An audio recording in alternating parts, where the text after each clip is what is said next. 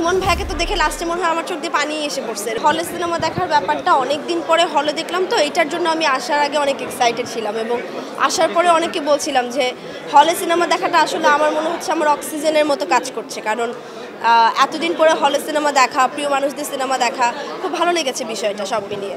সিনেমাটার যে মেসেজ কিংবা সিনেমা অনেকদিন পর রাফির সিনেমা, তো সিনেমাটা দেখার পর কেমন মনে হলো?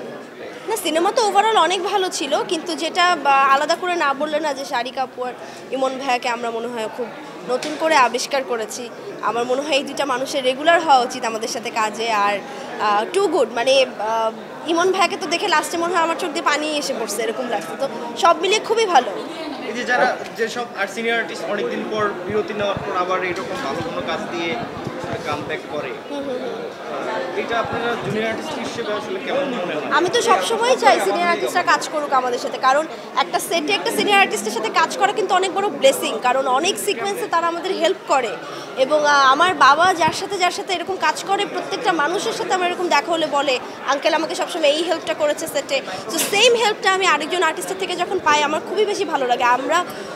আমি স্পেশালি রেগুলারলি চাই তাদের সাথে কাজ করতে। আপনার নতুন কাজের আসলে আপডেট কিংবা নতুন কি পাচ্ছি আপনার কাছ থেকে, দর্শক কি পাবে? আমার 4টা কাজ আমার অলরেডি হয়ে পেন্ডিং রিলিজ আর কি। 3টা একদম রেডি, 4টা কাজ একদমই রেডি, এবং আমি এটা আসলে মেকার্সরা আর প্ল্যাটফর্ম ছাড়া তো কেউ বলতে পারবে না কবে রিলিজ দিবে, বাট 4টা কাজ আমার ডান। এক কথা হচ্ছে আমাকে মানুষ পর্দায় দেখতে পারলেই হলো। এবার এটা ওটিটির পর্দা হোক, এবার এটা সিনেমার পর্দা হোক, আমার মনে হয় পর্দা তো আমাদের জন্য একই, শুটিং সেটও আমরাও একই, মানুষটাও আমরা একই কাজ করি, জাস্ট দেখা যায় প্ল্যাটফর্মটা ডিফারেন্ট হয়।